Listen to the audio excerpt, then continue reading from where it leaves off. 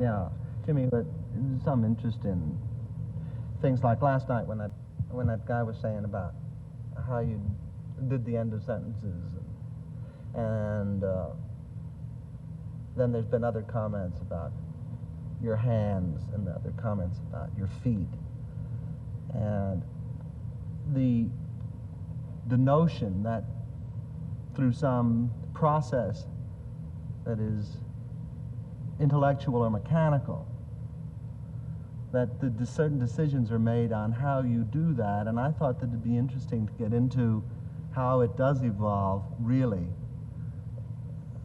how those things do happen, so that any mystique about that is kind of kicked in the rear. I can remember just one note about hands. I thought there were two, but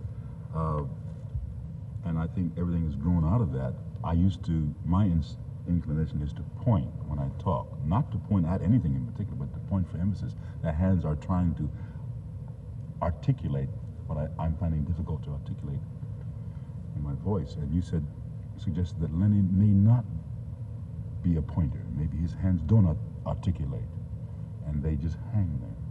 And I think from that note grew pretty much my behavior with hands while I'm conscious of it. I don't know what I do when I'm not aware of it, but I hope they're just there.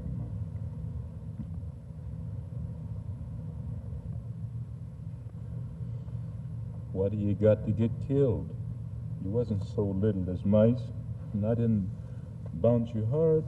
Now maybe George ain't gonna let me tend the rabbits if he finds out you got killed. This ain't no bad thing. Like I got to go hide in the brush. I'll tell George I found it dead. He'll know. George always knows. He'll say, "You done it, but don't try to put nothing over on me. Just for that, you get to 10 no, you know what? God! Well, you got to get killed.